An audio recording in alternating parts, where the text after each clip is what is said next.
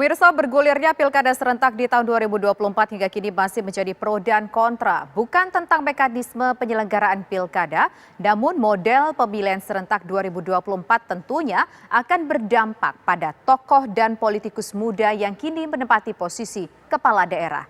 Bila pilkada digelar pada 2024, mungkinkah akan ada yang kehilangan momentum untuk maju di ajang pilkada bahkan di pilpres? Ulasan selengkapnya dalam laporan utama dengan tajuk Pilkada 2024, siapa yang rugi?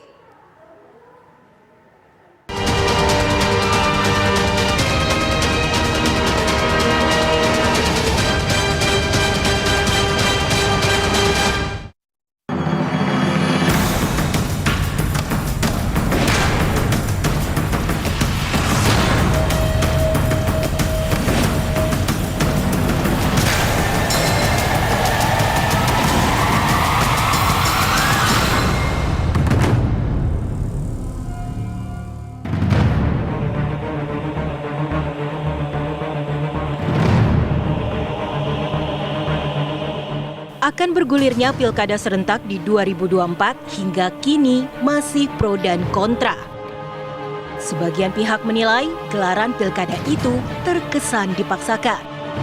Padahal efeknya akan banyak kursi kepala daerah definitif kosong di tengah pandemi COVID-19. Bukan saja tentang mekanisme penyelenggaraan pilkada, namun model pemilihan serentak 2024 tentunya akan berdampak pada tokoh dan politikus muda yang kini menempati posisi kepala daerah. Perbedaan pendapat di antara partai-partai terkait dengan pelaksanaan pilkada pada tahun 2022 ataukah serentak nasional langsung pada tahun 2024, saya kira tidak terlepas dari kalkulasi politik yang dipertimbangkan oleh masing-masing partai.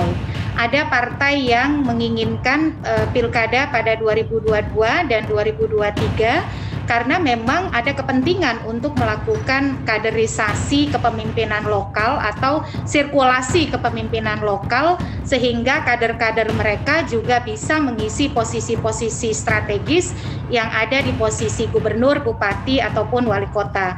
Sementara yang menginginkan pilkada pada 2024, saya kira juga tidak terlepas dari kalkulasi politik bagaimana menginginkan koherensi antara kepemimpinan nasional dengan kepemimpinan di provinsi dan kabupaten kota, sehingga keterpilihan pemimpin di tingkat nasional melalui pemilu 2024 juga bisa diikuti oleh keterpilihan pemimpin eksekutif di provinsi dan kabupaten kota. Masa jabatan pemimpin daerah yang menjabat saat ini akan habis pada 2022. Sebut saja nama Gubernur DKI Jakarta Anies Baswedan, Gubernur Jawa Barat Ridwan Kamil, Gubernur Jawa Tengah Ganjar Pranowo, hingga Gubernur Jawa Timur Hovifah Indar Parawangsa. Bila pilkada digelar pada 2024, mungkinkah mereka akan kehilangan momentum untuk maju di ajang pilkada atau mungkin di pilpres? 2024 itu tidak punya panggung politik. Jadi artinya momentum sudah tidak ada. Kan sering saya katakan, kalau dari hasil penelitian disertasi saya, yang dikejar itu mestinya momentum. Kalau momentumnya dapat, otomatis karir politik atau jabatan politiknya juga dapat. Nah, momentumnya ada atau tidak? Nah, masalahnya banyak sekali calon-calon potensial kepala daerah yang 2022 selesai. Anies Baswedan salah satunya. Kemudian di 2023 salah satu kandidat kuatnya juga selesai, Ridwan Kamil. Terus tambah lagi satu, Hovifah Indar Parawangsa. Nah, kalau Mas Ganjar memang kan sudah selesai. Jadi kalau kemudian ditanya akan beratkah kepala daerah maju? Iya, yang habis di 2022 dan 2023 akan berat sekali karena panggung politiknya nggak ada, momentumnya akan sulit dicari. Mas Anies, begitu 2022 selesai, nah dia harus jaga tuh panggung politiknya. Caranya gimana ya? Dia pasti paham lah, waktu itu kan dia ada Indonesia Mengajar dan lain-lain, sama Bu Hovifah juga begitu, Ridwan Kamil juga begitu. Atau ya fokus saja untuk mempertahankan periode kedua incumbent-nya. Jadi bisa saja kan Mas Anies 2024 memutuskan untuk tidak maju ke ranah Pilpres, tapi tetap stay periode kedua maju di Jakarta gitu. Kini, bagaimana konstelasi partai politik akan bergeser atau berubah jelang Pilkada 2024? Benarkah ada kekhawatiran tentang calon yang maju dalam Pilkada akan kehilangan panggung? Jadi ini tidak ada kaitannya dengan Pilkada DKI, kayak Jawa Barat, kayak Jawa Timur, Jawa Tengah, Sulawesi Selatan, nggak ada urusannya. Karena ini dirumuskan, diputuskan sebelum pelaksanaan Pilkada 2017 ya. Jadi kekhawatiran seperti itu justru tidak mendasar. Ya, tidak ada lah dasarnya.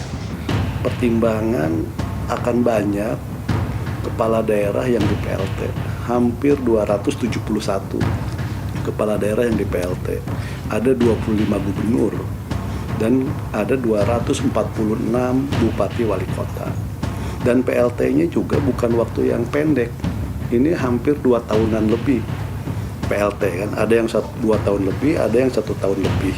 Nah, sementara kita ada dalam situasi krisis. Daerah juga mengalami sebuah proses krisis akibat pandemi, dan tentu kita membutuhkan kepala-kepala daerah yang punya legitimasi yang kuat, legitimasi dari masyarakat di daerahnya, dan itu hanya bisa didapatkan lewat pemilu. Lalu siapa pihak yang paling dirugikan bila Pilkada serentak digelar pada 2024? Yang dirugikan tentu rakyat. Kita saat ini sedang menghadapi satu rezim demokrasi langsung di tingkat lokal. Mulai 2025 sampai kemarin 2020 itu Pilkada dilaksanakan secara langsung untuk memberikan satu kepastian politik di mana wilayah itu dipimpin oleh seorang kepala daerah yang dipilih secara langsung oleh masyarakat. Tiba-tiba karena hanya dasar keserentakan Pilkada 2024 yang dipaksakan oleh DPR dan pemerintah, akhirnya Pilkada 2022, Pilkada 2023 dikorbankan.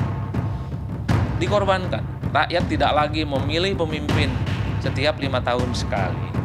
Dikorbankan 2 tahun, 1 tahun yang memaksakan di 2024. Itu yang saya sebut sebagai soal legitimasi pemimpin nanti yang memimpin 272 wilayah itu kita pertanyakan. Ini akan menjadi titik noda bagi demokrasi langsung kita di daerah. Sejak 2005 sampai 2020, pilkada lokal, pilkada di daerah secara reguler dilakukan selama 5 tahun sekali. Tapi ketika pilkada dipaksakan di 2024, itu artinya masyarakat tidak lagi setiap 5 tahun memilih pilkadanya. Ini yang saya selalu menyebut sebagai ironi dari demokrasi kita, sebagai satu alasan memaksakan satu pilkada di 2024 yang sampai saat ini sebenarnya saya belum menemukan satu argumen yang cukup rasional yang bisa masuk akal. Coba jelaskan kepada kita semua, jelaskan kepada publik apa alasan memaksakan pilkada di 2024 bersamaan dengan pemilu. Tidak ada argumen, alasannya COVID. Kenapa pilkada 2020 dipaksakan? Bukankah 2020 juga COVID? Katanya inefisiensi atau anggaran berhemat dan seterusnya. Tidak ada jaminan ketika pilkada dan pemilu dilaksanakan secara serentak, anggaran ini akan hemat. Justru ini akan menjadi kerumitan-kerumitan yang sulit untuk dikendalikan.